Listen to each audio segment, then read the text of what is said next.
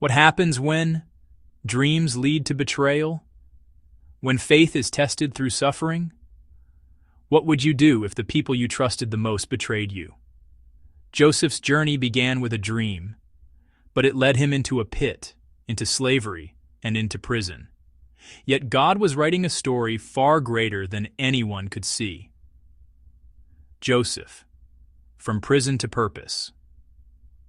Throughout history, the Bible has told stories of faith, courage, and redemption. Today we explore the story of Joseph. Genesis 37 says, Joseph had a dream and he told it to his brothers who were older than him, and they hated him. They hated him not only about the dream, but the fact that their father loved him more, and he made him a coat of many colors. He told his brothers that in his dream they were binding sheaves in the field, and his sheaf arose and stood upright, and their sheaves bowed down. His brother said, "Shall you indeed reign over us?" He had another dream in which he said this time, not only 11 stars but also the sun and the moon bowed down and did reverence to him. He told his brothers and father. His father rebuked him, "Shall I, your mother and your brothers actually come to bow down ourselves to the earth and do homage to you?" But his father observed the saying and pondered over it. There was this particular day, his brothers shepherded and fed their father's flock near Shechem. His father Jacob, whose name was Israel, asked Joseph to see whether everything was right with his brothers and the flock. He later found them in Dothan. When he approached, they were not pleased, and they said to one another, "See comes this dreamer and master of dreams." So they plotted against him. Reuben the oldest said not to kill him but to cast him into a dry pit. They stripped off his multicolored coat, and they cast him into a pit. The Bible says that whilst they were having their lunch, behold, they saw a caravan of Ishmaelites coming from Gilead to Egypt. They pulled Joseph out of the pit and sold him to the merchants. Reuben was not there when all this happened, and he tore his clothes when his brothers told him what they did. They went back to their father and gave him his coat, which they dipped in the blood of a goat. "It is my son's coat. An evil beast hath devoured him." Jacob their father wept for Joseph and refused to be consoled. "I will go down to Sheol, the place of the dead, to my son mourning." He wept for his son. Genesis 39 says, Joseph was brought down to Egypt, and Potiphar bought him from the Ishmaelites. But God was with Joseph, and though he was a slave, he was a successful and prosperous man. And his master saw that the Lord was with Joseph. The Bible says that Potiphar made him supervisor in his home, and God blessed the Egyptian's house and even his field for Joseph's sake. Until a particular time, Potiphar's wife took interest in the young Joseph as he was an attractive person and fine-looking. Joseph said to her that Potiphar had entrusted him with his household except her, his wife. So Joseph fled from her, and she falsely accused Joseph of assaulting her. Joseph was thrown in jail. The Bible says, "But God was with him and showed him mercy and loving kindness, and gave him favor in the sight of the warden of the prison." The prison warden paid no attention to anything that Joseph was in charge of, as God was with him and made whatever he did to prosper. Genesis 40 says that in prison with Joseph was the chief of the butlers of the king of Egypt and chief of the bakers, as they had offended the king. They both had a dream one night and on the same night. Joseph saw that they were depressed and sad and asked them why they were feeling downcasted. They told him about the dreams they had. Joseph said to them, "Do not interpretations belong to God? Tell me your dreams, I pray you." And they did. Joseph interpreted their dreams, and dreams came to pass exactly how they were interpreted. The chief butler was restored to his butlership, and he forgot all about Joseph. In Genesis 41, after 2 full years, Pharaoh had two disturbing dreams. When morning came, his spirit was troubled, and he called all his magicians and all the wise men of Egypt, but not one could interpret them to him. Then the chief butler said to Pharaoh that he remembered Joseph, a Hebrew who interpreted his dream, as well the chief of bakers while they were in prison. Joseph was summoned to Pharaoh and told that he could interpret dreams. Joseph answered Pharaoh, "It is not in me, God. Not I will give Pharaoh a favorable answer of peace." Pharaoh told Joseph his dreams, and they were both interpreted by Joseph. He told Pharaoh what God was about to do, and for Pharaoh to take note.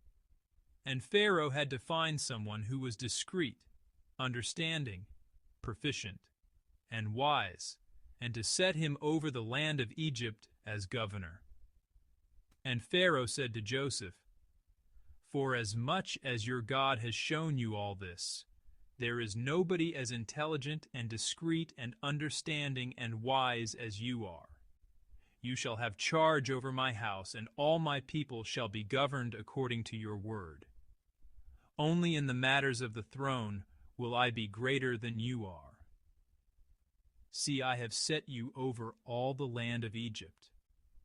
In a single moment, God changed everything. The prisoner became a ruler. Even when life seemed unfair, Joseph remained faithful. And even in prison, God had not forgotten him.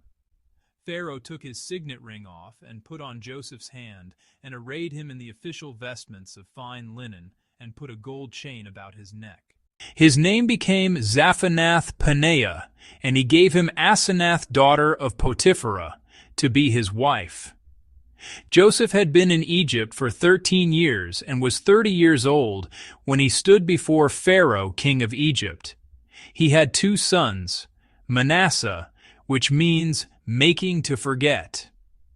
"For God," said he, "has made me forget all my toils and hardship and all my father's house." And he called the second one Ephraim, means to be fruitful.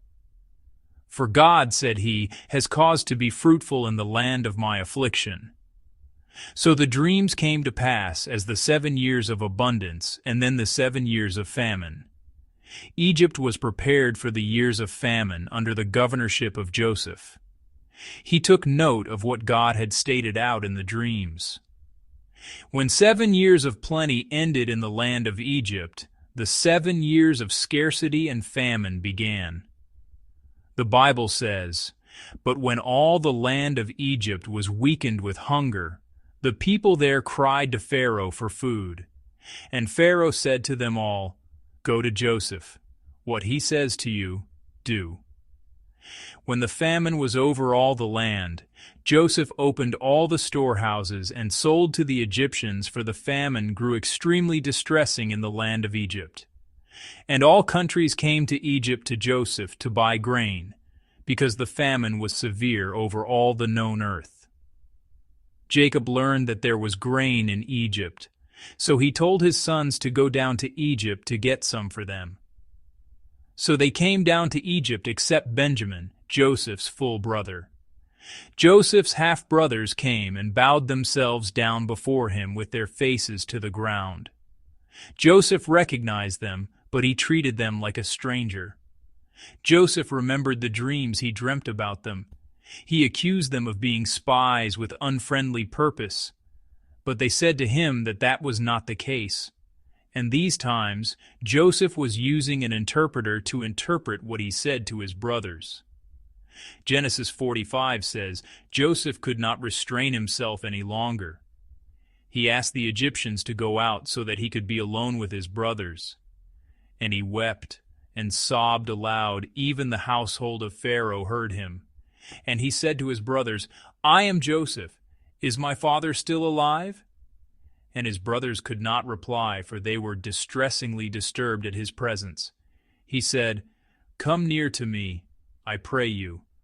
I am Joseph your brother, whom you sold into Egypt. Do not be distressed or vexed or angry with yourselves because you sold me here, for God sent me ahead of you to preserve life. There are still 5 more years of famine. God sent me before you to preserve for you a posterity in the earth, to save your lives by a great deliverance. So it was not you who sent me here, but God, and he hath made Lord of all Egypt. Hurry up and go up to my father, and tell him, your son Joseph says this to you. God has put me in charge of all Egypt. Come down to me, and do not delay. You will live in the land of Goshen, and you will be close to me, you and your children, and your grandchildren, your flocks, your herds, and all you have.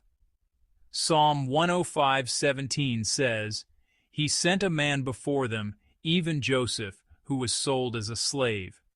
The Bible says, but they told him the words of Joseph. And when he saw the wagons which Joseph had sent to carry him, the spirit of Jacob their father revived, and warmth and life returned.